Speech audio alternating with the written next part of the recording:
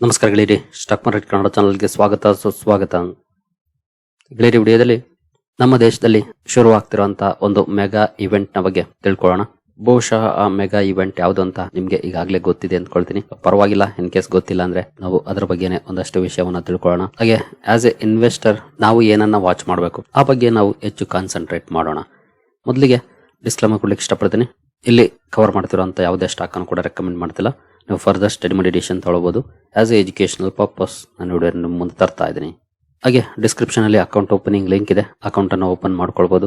Investment ಗೆ ಸಂಬಂಧಪಟ್ಟಂತೆ ನಿಮ್ಗೆ ಏನಾದ್ರೂ ಸಪೋರ್ಟ್ ಬೇಕು ಅಂದ್ರೆ ಈ ನಂಬರ್ ಗಳ ಮೂಲಕ ನಮ್ಮ ಟೀಮ್ ನ ಕಾಂಟ್ಯಾಕ್ಟ್ ಮಾಡಬಹುದು. ಇಲ್ಲಿ ಮೆನ್ಷನ್ ಮಾಡಿರುವಂತಹ ಎಲ್ಲ ಸರ್ವಿಸಸ್ ನಮ್ಮ ಮೂಲಕ ಸಿಗುತ್ತೆ.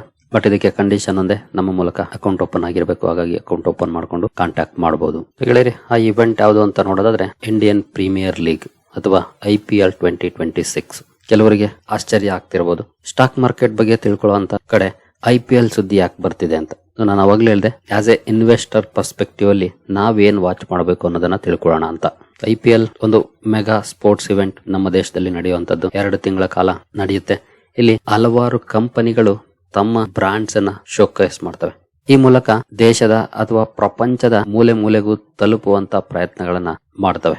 ನಾವು ಫೋಕಸ್ ಮಾಡಬೇಕಾಗಿರೋದು ಆ ಕಡೆ. IPL ಇಂದ ನಾವು ಹೂಡಿಕೆ ಮಾಡಿರುವಂತ ಯಾವ್ದಾದ್ರು ಕಂಪನಿಗೆ ಬೆನಿಫಿಟ್ ಆಗುತ್ತಾ, ಅಥವಾ ನಾವು ಹೂಡಿಕೆ ಮಾಡಿರುವಂತ ಕಂಪನಿ ತನ್ನ ಬ್ರಾಂಡ್ಸ್ ಅನ್ನ ಶೋಕೇಸ್ ಮಾಡುತ್ತಾ ಅದರಿಂದ ಲಾಭವನ್ನ ಪಡ್ಕೊಳ್ಳುತ್ತಾ, ಈ ಕಡೆ ನಾವು ಫೋಕಸ್ ಮಾಡಬೇಕಾಗಿರೋದು. ಜೊತೆಗೆ IPL ಇಂದ ಕೂಡ ಸಾಕಷ್ಟು ಕಂಪನಿಗಳಿಗೆ ಅಡ್ವಾಂಟೇಜ್ ಇದೆ. ಆ ಕಂಪನಿಗಳು ಅರ್ನ್ ಮಾಡ್ತವೆ. ಅವುಗಳ ಬಗ್ಗೆ ತಿಳ್ಕೊಳ್ಳೋದು ಬಹಳ ಇಂಪಾರ್ಟೆಂಟ್ ಆಗುತ್ತೆ. ನಾವಿಲ್ಲಿ ಕ್ರಿಕೆಟ್ ಮ್ಯಾಚ್ ಬಗ್ಗೆ ಡಿಸ್ಕಷನ್ ಮಾಡಲ್ಲ. ನಾವು ಡಿಸ್ಕಸ್ ಮಾಡೋದು ಈ ಕ್ರಿಕೆಟ್ ಇವೆಂಟ್ ಇಂದ ಯಾವೆಲ್ಲ ಕಂಪನಿಗಳು ಲಾಭವನ್ನ ಮಾಡ್ಕೊಳ್ಬಹುದು, ಈ ಬಗ್ಗೆ ಫೋಕಸ್ ಮಾಡೋಣ ಆಸ್ ಎ ಇನ್ವೆಸ್ಟರ್. ಮೊದಲಿಗೆ ನಮ್ಮಲ್ಲಿ 10 ಟೀಮ್ಸ್ ನೋಡ್ಲಿಕ್ಕೆ ಸಿಗುತ್ತೆ. ಆ 10 ತಂಡಗಳಿಗೂ ಕೂಡ ಪ್ರಿನ್ಸಿಪಲ್ ಸ್ಪಾನ್ಸರ್ ಇರ್ತಾರೆ. ಅವರುಗಳು ಆ ತಂಡದ ಜರ್ಸಿಗಳ ಮೇಲೆ ತಮ್ಮ ಬ್ರಾಂಡ್ ಅನ್ನ ಶೋಕೇಸ್ ಮಾಡ್ಕೊಳ್ತಾರೆ. ಈ ಮೂಲಕ ಇಡೀ ದೇಶಕ್ಕೆ ಅಥವಾ ಪ್ರಪಂಚಕ್ಕೆ ತಮ್ಮ ಕಂಪನಿಯ ಬಗ್ಗೆ ತಿಳಿಸ್ಕೊಡ್ತಾರೆ. ಒಂದೊಂದಾಗಿ ನೋಡ್ತಾ ಬರೋದಾದ್ರೆ, ಚೆನ್ನೈ ಸೂಪರ್ ಕಿಂಗ್ಸ್ ನ ಪ್ರಿನ್ಸಿಪಲ್ ಸ್ಪಾನ್ಸರ್ ಬಂದು ಇತಿಹಾಡ್ ಏರ್ವೇಸ್. ಇದು ಸ್ಟೇಟ್ ಓನ್ಡ್ ಕಂಪನಿ, ಇಂಡಿಯಾದಲ್ಲ. ಏವಿಯೇಷನ್ ಇಂಡಸ್ಟ್ರಿಯಲ್ಲಿ ಕೆಲಸ ಮಾಡುವಂತದ್ದು. ನಂತರ ಮುಂಬೈ ಇಂಡಿಯನ್ಸ್ ಕಡೆ ಬಂದ್ರೆ ಲಾರಿಟ್ಸ್ ನಟ್ಸನ್ ಇದೆ, ಎಲೆಕ್ಟ್ರಿಕಲ್ ಅಂಡ್ ಆಟೋಮೇಷನ್ ಸೆಗ್ಮೆಂಟ್ ಅಲ್ಲಿ ಕೆಲಸ ಮಾಡುವಂತದ್ದು. ಪೇರೆಂಟ್ ಆರ್ಗನೈಸೇಷನ್ ನೋಡಬಹುದು ಸ್ನೀಡರ್. ಈ ಕಂಪನಿ ಮಾರ್ಕೆಟ್ ಅಲ್ಲೂ ಕೂಡ ಲಿಸ್ಟೆಡ್ ಆಗಿದೆ, ಇಂಡಿಯನ್ ಮಾರ್ಕೆಟ್ ಅಲ್ಲೂ ಕೂಡ ಇದೆ ಸ್ನೀಡರ್ ಎಲೆಕ್ಟ್ರಿಕ್ ಅಂತ. ಗೊತ್ತಿಲ್ಲ ಎಷ್ಟು ಜನರಿಗೆ ಇದ್ರ ಬಗ್ಗೆ ಗೊತ್ತಿದೆ ಅಂತ.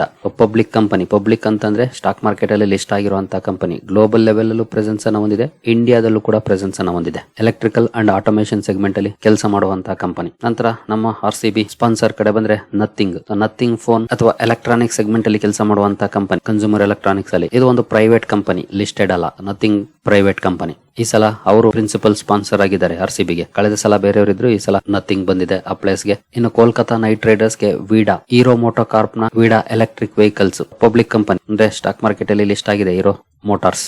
ಇನ್ನು Delhi capitals, Hero Fin Corp financial services ಅಲ್ಲಿ ಕೆಲಸ ಮಾಡುವಂತಹ ಕಂಪನಿ. 13,092 ಕೋಟಿ ವ್ಯಾಲ್ಯೂಯೇಷನ್ ಅನ್ನು ಹೊಂದಿದೆ ಅಥವಾ ನೆಟ್ವರ್ತ್ ಅಪ್ರಾಕ್ಸಿಮೇಟ್ಲಿ. ಇನ್ನು IPO ತರುವಂತ ಮತಗಳನ್ನ ಆಡ್ತಿದೆ. ಇನ್ನು ಪ್ರೀ IPO ಬಂದಿಲ್ಲ, ಮುಂದಿನ ದಿನಗಳಲ್ಲಿ ಬರುತ್ತೆ. ಡೆಲ್ಲಿ ಕ್ಯಾಪಿಟಲ್ಸ್ ಸ್ಪಾನ್ಸರ್ ಇವರು. ಇನ್ನು Gujarat Titans, Birla estates real estate company. ಇದು ಕೂಡ ಮಾರ್ಕೆಟ್ ಅಲ್ಲಿ ಲಿಸ್ಟ್ ಆಗಿದೆ, ಆದಿತ್ಯ ಬಿರ್ಲಾ ರಿಯಲ್ ಎಸ್ಟೇಟ್. ನಂತರ Rajasthan Royals, Waaree solar renewable ಎನರ್ಜಿಯಲ್ಲಿ ಕೆಲಸ ಮಾಡುವಂತಹ ಕಂಪನಿ. ವಾರಿ ಎನರ್ಜೀಸ್ ಏನಿದೆ, Waaree energies and Waaree renewable technologies, ಆ ಗ್ರೂಪ್ ನ ಕಂಪನಿ. ಇದು ಕೂಡ ಈಗಾಗಲೇ listed. Sun Risers Hyderabad, Shree cement construction ಅಲ್ಲಿ ಕೆಲಸ ಮಾಡುತ್ತೆ, ಪಬ್ಲಿಕ್ ಕಂಪನಿ. ಇದು ಕೂಡ ಲಿಸ್ಟೆಡ್ ಆಗಿರೋದು. Lucknow Super Giants, JK super cement ಇದೆ, ಇದು ಕೂಡ ಮಾರ್ಕೆಟ್ ಅಲ್ಲಿ ಲಿಸ್ಟ್ ಆಗಿದೆ. Punjab Kings, CP plus security and surveillance ಅಲ್ಲಿ ಇರುವಂತದ್ದು ಆದಿತ್ಯ ಇನ್ಫೋಟೆಕ್ ನ ಅಡಿ ಬರುವಂತ ಕಂಪನಿ. ಇದು ಕೂಡ ಮಾರ್ಕೆಟ್ ಅಲ್ಲಿ ಲಿಸ್ಟ್ ಆಗಿದೆ, ಆದಿತ್ಯ ಇನ್ಫೋಟೆಕ್ ಪಬ್ಲಿಕ್ ಕಂಪನಿ. ಅದು ಕೂಡ ಈ ಕಂಪನಿಗಳು IPL ಮೂಲಕ ತಮ್ಮ ಬ್ರಾಂಡ್ ಪ್ರಮೋಷನ್ ಅನ್ನ ಮಾಡ್ಕೊಳ್ತವೆ. ಇನ್ನು ಟೈಟಲ್ ಸ್ಪಾನ್ಸರ್ ಬಂದು ಟಾಟಾ ಗ್ರೂಪ್, ಟಾಟಾ IPL ಅಂತಾನೆ ಕರೀತಾರೆ. ಇದು ಟೀಮ್ ಸ್ಪಾನ್ಸರ್ ಆದ್ರೆ IPL ಟೈಟಲ್ ಸ್ಪಾನ್ಸರ್ ಟಾಟಾ. ಪ್ರತಿ ಸ್ಟೇಡಿಯಂ ಅಲ್ಲೂ ಕೂಡ ಟಾಟಾದ ಒಂದು ಕಾರ್ ನಿಂತಿರುತ್ತೆ. ಈ ಸಲ ಯಾವ್ದನ್ನ ನಿಲ್ಲಿಸ್ತಾರ ಗೊತ್ತಿಲ್ಲ, ಅಂದ್ರೆ ಯಾವ ಮಾಡೆಲ್ ನಿಲ್ಲಿಸ್ತಾರ ಗೊತ್ತಿಲ್ಲ. ಒಂದು ಕಾರು ನಿಂತಿರುತ್ತೆ, ಕೊನೆಯಲ್ಲಿ ಪ್ಲೇಯರ್ ಆಫ್ ದ ಟೂರ್ನಮೆಂಟ್ ಗೆ ಅದನ್ನ ಕೊಡ್ತಾರೆ. ಇದು ಪ್ರಿನ್ಸಿಪಲ್ ಸ್ಪಾನ್ಸರ್ ಆಯ್ತು. ಇನ್ನು ಸಬ್ ಸ್ಪಾನ್ಸರ್ಸ್ ಕೂಡ ಇರ್ತಾರೆ ಅಥವಾ ಅಸೋಸಿಯೇಟ್ ಪಾರ್ಟ್ನರ್ಸ್.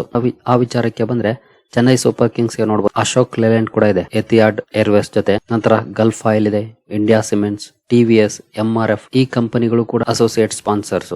ನಂತರ ಮುಂಬೈ ಇಂಡಿಯನ್ಸ್ ಗೆ ಬಂದ್ರೆ DHL, IDFC First Bank, Malaysia Airlines, Skechers, Royal Challengers Bengaluru, Sun Pharma ಇದೆ, ಪೂಮಾ, KEI ವೈರ್ಸ್ ಇದು ಕೂಡ ಮಾರ್ಕೆಟ್ ಅಲ್ಲಿ ಲಿಸ್ಟ್ ಆಗಿರುವಂತಹ company, KEI industries, Nandini dairy ಕೂಡ ಇದೆ, ಬೋಟ್ ಇದೆ, Kolkata Knight Riders, Tata steel, Lumax, ಕೋಸಿ, BKT ಟೈರ್ಸ್, ಬಾಲಕೃಷ್ಣ ಇಂಡಸ್ಟ್ರೀಸ್ ಅಥವಾ ಬಾಲಕೃಷ್ಣ ಟೈರ್ ಇಂಡಸ್ಟ್ರೀಸ್, ವಿಡಾಲ್ ಕೂಡ ಇದೆ, Gujarat Titans, Torrent group, However, both BKT Tires again, Rajasthan Royals, JK Lakshmi Cement, Red Bull, Jio, Oaksmith, LSG, KEI Wires, SBI Life, INA Solar, 2ME ಅಥವಾ M, Delhi Capitals, DP World, Puma, JSW Paints, Bisleri ಇದೆ, Sunrisers ಹೈದರಾಬಾದ್ಗೆ Dream 11, Kent, BKT, Lubi pumps, A1 cycles, ಇನ್ನು Punjab Kings, JP, BKT, Kent, Jio All Seasons. ಇನ್ನು title sponsor Tata, broadcast Jio Hotstar ಅಲ್ಲಿ ಬರುತ್ತೆ Star Sports ಜೊತೆಗೆ. Premier partners Angel One, RuPay, Google AI, strategic time out partner CEAT ಇದೆ, third umpire partner Wonder Cement. ಇದೇ ರೀತಿ ಸಾಕಷ್ಟು ಕಂಪನಿಗಳು ಈ ಮೆಗಾ ಇವೆಂಟ್ ಅಲ್ಲಿ ತಮ್ಮ ಬ್ರಾಂಡ್ಸ್ ಅನ್ನ ಶೋಕೇಸ್ ಮಾಡ್ತವೆ, ಬ್ರಾಂಡ್ ಪ್ರಮೋಷನ್ ಅನ್ನ ಮಾಡ್ಕೊಳ್ತವೆ. ಇದಕ್ಕೆ ಸಾವಿರಾರು ಕೋಟಿ ಖರ್ಚು ಮಾಡ್ತವೆ. ಖಂಡಿತ ಸಾವಿರಾರು ಕೋಟಿ ಕಂಪನಿಗಳು ಖರ್ಚು ಮಾಡ್ತವೆ ಅಂದ್ರೆ ಅಲ್ಲಿಂದ ಏನಾದ್ರೂ ಇನ್ಕಮ್ ಬರುತ್ತೆ ಅಂದ್ರೆ ಮಾತ್ರನೇ ಖರ್ಚು ಮಾಡೋದು. ಸುಮ್ನೆ ಯಾಕೆ ಖರ್ಚು ಮಾಡ್ತಾರೆ ಅಲ್ವಾ? ಜನರಿಗೆ ಬ್ರಾಂಡ್ ನೇಮ್ ಗೊತ್ತಾಗುತ್ತೆ, ನೆಕ್ಸ್ಟ್ ಪರ್ಚೇಸ್ ಮಾಡಕ್ ಹೋದಾಗ ಆ ನೇಮ್ ಅನ್ನ ಕೇಳಬಹುದು.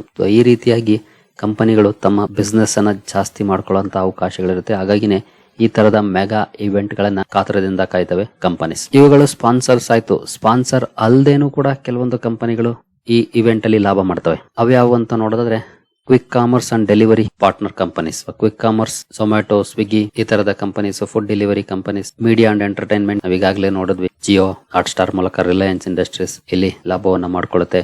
ಹಾಗೆ hotels and tourism, hotel business ಅಲ್ಲಿ ಇರುವಂತಹ ಕಂಪನೀಸ್, IHCL ಆಗ್ಬೋದು, ITC ಹೋಟೆಲ್ಸ್ ಆಗ್ಬೋದು, ಲೆಮನ್ ಟ್ರೀ ಆಗ್ಬೋದು, ಹೀಗೆ ಸಾಕಷ್ಟು ಹೋಟೆಲ್ ಇಂಡಸ್ಟ್ರಿಯಲ್ಲಿ ಕೆಲಸ ಮಾಡುವಂತ ಕಂಪನೀಸ್ ಇದಾವೆ. ಆ ಕಂಪನೀಸ್ ಕೂಡ ಇಲ್ಲಿ ಲಾಭವನ್ನ ಮಾಡ್ಕೊಳ್ತವೆ. ಯಾಕಂದ್ರೆ ಜನ ಕೂಡ ಟ್ರಾವೆಲ್ ಮಾಡ್ತಾರೆ, at the same time players ಕೂಡ ಟ್ರಾವೆಲ್ ಮಾಡ್ತಾರೆ ಒಂದ್ ಕಡೆಯಿಂದ ಇನ್ನೊಂದ್ ಕಡೆ. ನಂತರ beverages and consumption, Varun beverages, United Breweries ಈ ತರದ ಕಂಪನೀಸ್ ಕೂಡ ಇಲ್ಲಿ ಲಾಭವನ್ನ ಮಾಡ್ಕೊಳ್ತವೆ, ಯಾಕಂದ್ರೆ ಬಿಸ್ನೆಸ್ ಚೆನ್ನಾಗುತ್ತೆ. ಇನ್ನು ಟೆಲಿಕಾಂ ಕಂಪನೀಸ್, ಭಾರತಿ ಏರ್ಟೆಲ್ ಆಗ್ಬೋದು, ಜಿಯೋ ಆಗ್ಬೋದು, ಯಾಕಂದ್ರೆ ಇಂಟರ್ನೆಟ್ ಅನ್ನ ಬಳಕೆ ಮಾಡ್ತಾರೆ ಜನ ಮ್ಯಾಚ್ ಗಳನ್ನ ನೋಡಕ್ಕೆ. ಹೀಗೆಲ್ಲ ಲೈವ್ ಮೊಬೈಲ್ ಅಲ್ಲೇ ಸಿಗೋದ್ರಿಂದ ಎಲ್ಲಿರ್ತಾರೋ ಅಲ್ಲೇ ನೋಡ್ತಾ ಇರ್ತಾರೆ. ಕೆಲವು ಸಲ ಹೆಂಗಾಗುತ್ತೆ ಅಂದ್ರೆ ಫ್ರೀ ಇರೋದ್ರಿಂದ 4 ಜನ ಒಂದೇ ತೆಗಿದ್ರು 2 ಅಥವಾ 3 ಮೊಬೈಲ್ ಎಲ್ಲ ಆನ್ ಅಲ್ಲಿ ಇರುತ್ತೆ. ಆ ಕಂಪನೀಸ್ ಕೂಡ ಇದರಿಂದ ಲಾಭವನ್ನ ಮಾಡ್ಕೊಳ್ತವೆ. ಇನ್ನು ಆಟೋಮೋಟಿವ್ ಅಂಡ್ ಅಡ್ವರ್ಟೈಸಿಂಗ್ ಮೂಲಕ ಕಂಪನಿಗಳು ಲಾಭವನ್ನ ಮಾಡ್ಕೊಳ್ತವೆ. FMCG, ಇನ್ಫ್ರಾಸ್ಟ್ರಕ್ಚರ್, ಬ್ಯಾಂಕಿಂಗ್, ಈ ಎಲ್ಲ ಕಂಪನೀಸ್ ಕೂಡ ಈ ಇವೆಂಟ್ ನಿಂದ ಲಾಭವನ್ನ ಮಾಡ್ಕೊಳ್ತವೆ. ಇದ್ರ ಜೊತೆಗೆ QSR companies, quick service restaurants like Devayani international ಆಗ್ಬೋದು, ಜುಬಿಲೆಂಟ್ ಫುಡ್ ವರ್ಕ್ಸ್ ಆಗ್ಬೋದು, ವೆಸ್ಟ್ ಲೈಫ್ ಫುಡ್ ವರ್ಲ್ಡ್ ಆಗ್ಬೋದು, ಈ ರೀತಿಯ ಕಂಪನೀಸ್ ಕೂಡ ಈ ಇವೆಂಟ್ ನ ಲಾಭವನ್ನ ಪಡ್ಕೊಳ್ತವೆ. ಅಂದ್ರೆ ಈ ಸಂದರ್ಭದಲ್ಲಿ ಬಿಸ್ನೆಸ್ ಇಂಪ್ರೂವ್ ಆಗುತ್ತೆ. ಪ್ರತಿ ವರ್ಷ ಕೂಡ ಈ ಕಂಪನೀಸ್ ಈ ಸಂದರ್ಭದಲ್ಲಿ ಮೊಮೆಂಟಮ್ ಗೆ ಬರ್ತವೆ. ಹಾಗಂತ ಸ್ಟಾಕ್ ಅಲ್ಲಿ ರ್ಯಾಲಿ ಬಂದ್ಬಿಡುತ್ತೆ, ಒಳ್ಳೆ ರಿಟರ್ನ್ಸ್ ಜನರೇಟ್ ಆಗ್ಬಿಡುತ್ತೆ ಅಂತ ಅಲ್ಲ. ಬಟ್ ಇದರಿಂದ ಒಂದಷ್ಟು ಲಾಭವನ್ನ ಮಾಡ್ತವೆ. ಕಂಪನೀಸ್ ತಮ್ಮ ಪ್ರೆಸೆನ್ಸ್ ಅನ್ನ ಹೆಚ್ಚಿಕೊಳ್ಳುವಂತ ಅವಕಾಶಗಳಿಗಾಗಿ ಹುಡುಕಾಟ ನಡೆಸ್ತವೆ. ಹಾಗಾಗಿ ಆ ನಿಟ್ಟಿನಲ್ಲಿ ನೋಡಿದಾಗ as A stock market investors ಈ ವಿಚಾರಗಳು ನಮಗೆ ಗೊತ್ತಿರಬೇಕು. ಈ ರೀತಿಯ ದೊಡ್ಡ ಇವೆಂಟ್ ಗಳಾದಾಗ ಯಾವ ಕಂಪನಿಗಳು ಬೆನಿಫಿಟ್ ಅನ್ನ ಪಡ್ಕೊಳ್ಳಕ್ಕೆ ಪ್ರಯತ್ನ ಪಡ್ತವೆ ಅಂತ. ಇನ್ ಕೇಸ್ ನಿಮ್ಮ ಹತ್ರ ಇದಾವುದಾದ್ರು ಸ್ಟಾಕ್ ಇದ್ರೆ ಖಂಡಿತ ಅದು ನಿಮ್ಗೆ ಒಳ್ಳೆಯ ಬೆಳವಣಿಗೆನೆ ಅಲ್ವಾ? ನಾವು ಇನ್ವೆಸ್ಟ್ ಮಾಡಿರೋ ಕಂಪನಿ ಅಥವಾ ನಮ್ಮ ಕಂಪನಿಗೆ ಲಾಭ ಆಗುತ್ತೆ, ಬಿಸ್ನೆಸ್ ಇಂಪ್ರೂವ್ ಆಗುತ್ತೆ ಅಂದ್ರೆ ಅದು ನಮಗೂ ಕೂಡ ಲಾಭವನ್ನ ತರುತ್ತೆ. ಇಮಿಡಿಯೇಟ್ಲಿ ಅಲ್ಲದೆ ಇದ್ರೂ ಕೂಡ ಲಾಂಗ್ ಟರ್ಮ್ ವೆಲ್ತ್ ಬಿಲ್ಡಿಂಗ್ ಗೆ ಸಪೋರ್ಟ್ ಮಾಡುತ್ತೆ. ಈ ಇವೆಂಟ್ ಸ್ಪೋರ್ಟ್ಸ್ ಆಗಿ ನೋಡೋರಿಗೆ ಸ್ಪೋರ್ಟ್ಸ್ ಆಗಿ ಕಾಣುತ್ತೆ, ಎಂಟರ್ಟೈನ್ಮೆಂಟ್ ಆಗಿ ಕಾಣುತ್ತೆ, ಬಟ್ ಇನ್ವೆಸ್ಟರ್ಸ್ ಗೆ ಅಪಾರ್ಚುನಿಟಿ ಆಗಿ ಕಾಣುತ್ತೆ. ಹಾಗೆ ಇನ್ನೂ ಒಂದಷ್ಟು ಜನ ಇರ್ತಾರೆ ಗ್ಯಾಂಬ್ಲರ್ಸ್, ಅವ್ರಿಗೆ ಗ್ಯಾಂಬ್ಲಿಂಗ್ ಆಗಿ ಕಾಣುತ್ತೆ.